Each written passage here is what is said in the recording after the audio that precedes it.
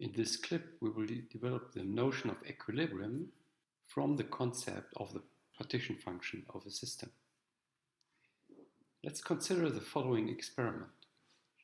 We have two systems, 1 and 2, both characterized by the number of particles n, the energy, and the volume. In the first step of the experiment, we bring these two systems together and let them exchange energy. In the second step of the experiment, we take the two systems apart again and measure the number of particles, the energy, and the volume after that experiment. Now, if the two systems are in equilibrium, the energy should not have been changed. So that is a sensible concept of equilibrium. So how to tackle this? Well, we again start with the total Hamiltonian of the system, Ht, which is the sum of the Hamiltonians of system 1 and system 2. From the total Hamiltonian, we can derive the total partition function, omega t. Now what we are asking is, what is the probability that system 1, after the experiment, has the energy E1? This probability, P of E1, we can determine by counting the number of possibilities that we could configure the system in such a way that system 1 has the energy E1.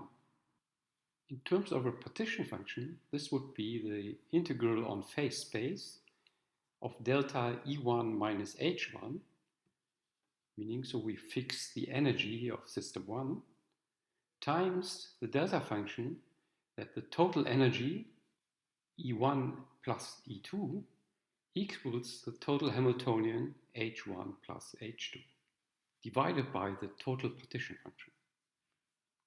Now what we see is that the integrals split up into two integrals, one solely dependent on the phase space variables of system 1, P1 and Q1, whereas the second integral is only dependent on the phase space variables of system 2, PQ and Q2.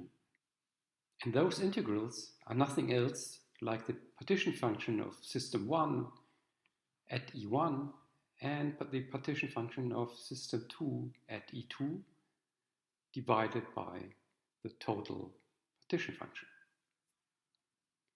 Now we have to realize that E1 is a macroscopic observable. For macroscopic observables, the law of large numbers tells us that the probability of this variable is at its maximum. Hence, the partial derivative of the probability of E1 by E1 has to be 0. So let's calculate this derivative.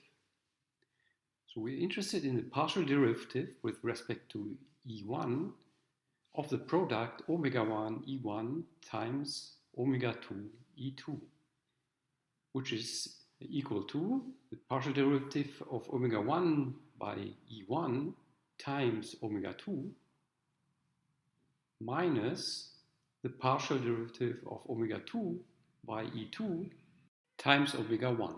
The latter we obtain by realizing that E1 is equal to the total energy ET minus E2, hence the minus sign. This has to be equal to 0. Now we can rearrange the equation that we obtain, and we find that at equilibrium, the partial derivative of omega 1 by E1 divided by omega 1 should be equal to the partial derivative of omega 2 by E2 divided by omega 2.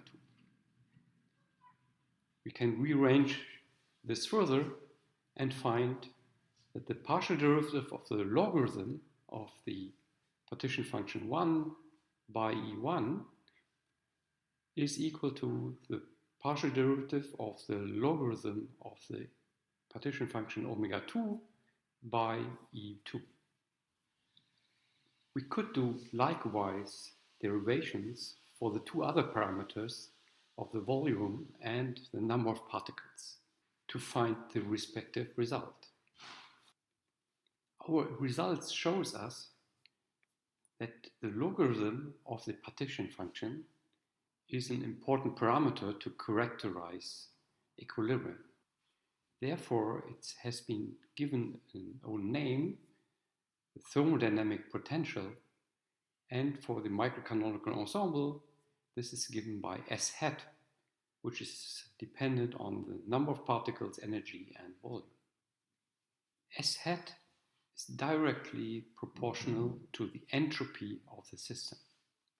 The entropy S as a function of n, e, and v is given by kb times the logarithm of the partition function, where kb is Boltzmann's constant, having the units Joule per Kelvin.